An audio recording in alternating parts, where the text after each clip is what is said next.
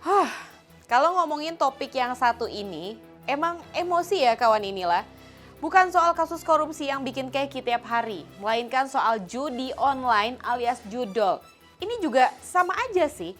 Berdasarkan data dari Pusat Pelaporan dan Analisis Transaksi Keuangan atau PPATK, pada kuartal pertama tahun 2025 atau lebih tepatnya Januari hingga Maret ini, ada 1.066.000 orang yang bermain judi online. Mirisnya, 71% diantaranya ini berpenghasilan di bawah 5 juta per bulan. Ya, mungkin mau adu nasib juga kali ya, karena kan pendapatan mereka sedikit tapi pengeluaran mereka banyak. Dan ya gimana ya, penghasilan minim malah demen judol. Gak habis pikir deh sama yang ini. Saya Dila Hantika, inilah Jurnalistik.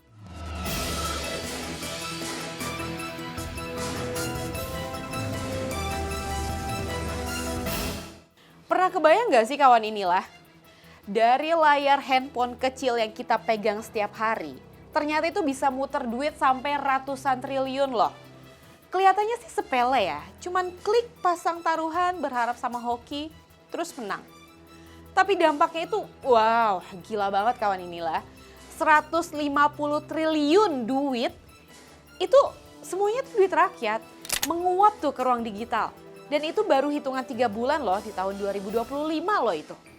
Bukan cuma angkanya yang bikin ngeri kawan inilah, melainkan soal asal-usul dananya. Dana ini tuh berasal dari masyarakat yang kadang-kadang harus pinjam ke pinjol. Sampai gade barang, bahkan sampai ngutang ke rentenir, ke tetangga, ke saudara, buat permusuhan di sana.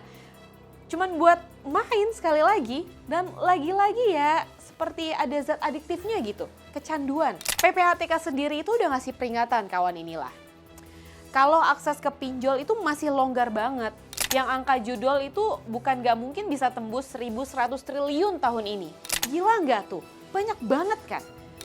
Tapi kita bisa sedikit tenang sih, soalnya PPATK ini udah bertindak cepat, udah gercep. Mereka ini udah blokir lebih dari 5.000 rekening yang terlibat dalam praktik judi online. Total nilai rekeningnya sendiri gak kaleng-kaleng kawan inilah. Lebih dari 600 miliar rupiah. Duit semua loh itu. Selain itu juga, PPATK ini lagi serius banget ngelacak aliran uang hasil kejahatan dari judol. Masalahnya, pemberantasan judol ini bukan sekedar teknis. Ada aroma politik di sana. Dan ketidaktegasan regulasi kawan inilah. Tapi kalau di sisi lain ya, ada juga wacana untuk melegalkan judi bertaraf internasional di kasino. Ini tuh bermaksud cari untung yang lebih besar, terus dilegalkan sama negara kah? Bisa jadi kan? Bisa jadi juga ini malah ada mafia juga nanti di balik ini, pasti. Kawan inilah masih ingat dong, kalau mantan Menteri Kominfo Budi Ari sempat diperiksa polisi karena kasus judol. Budi Ari diduga menerima aliran jatah 50% dari praktik pengamanan situs judol. Artinya memang pemerintah sendiri yang bermain di sana.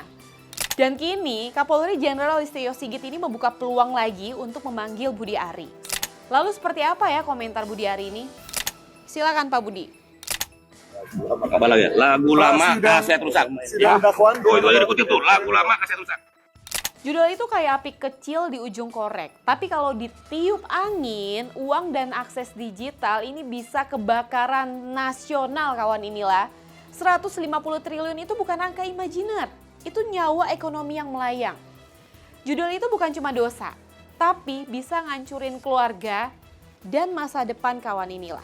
Saya Dila Hantika, jangan lupa subscribe, like, komen, dan share channel YouTube inilah.com. Dan sampai jumpa di jurnalistik selanjutnya. Wassalamualaikum warahmatullahi wabarakatuh.